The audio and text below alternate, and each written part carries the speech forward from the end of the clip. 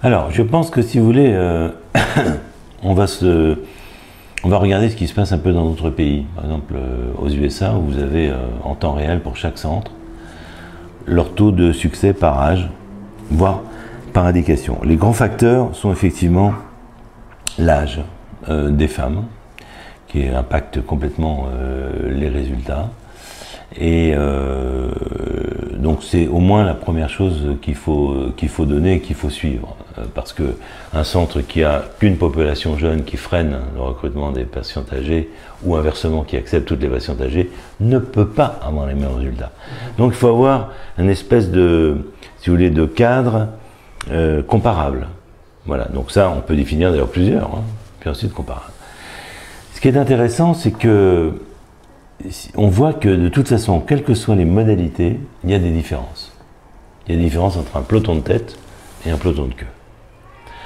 Et il faut essayer d'analyser pourquoi. Il ne s'agit pas de jeter l'opprobre, il s'agit de comprendre. Et je pense que la première des choses, si vous voulez, c'est que le matériel n'est pas forcément à la hauteur des espérances, des nécessités, plus que des espérances. La disponibilité du personnel consacré à la reproduction n'est peut-être pas optimum. Les gens font trop de choses, d'autres choses, voire les biologistes, beaucoup de bureaucratie, voire les médecins, d'autres phénomènes que la reproduction, mais courent un peu entre les gardes et tout ça. Voilà, donc ça mérite, si vous voulez, d'observer et de voir qu'est-ce qu'on peut faire pour améliorer.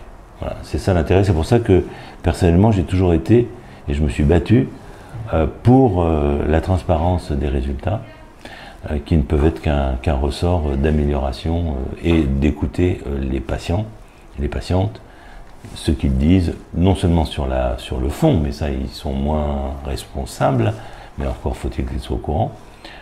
Mais ça c'est général en médecine, hein, de même que vous devez avoir dans un service combien il y a de taux de césarienne, combien il y a de reprises chirurgicales, enfin bon, c'est ça la démocratie sanitaire à mes yeux. Donc, il faut que les patients aient l'information et aussi qu'on essaye de voir pourquoi c'est comme ça. Globalement, c'est vrai que les résultats français ont l'air d'être en deçà des résultats européens.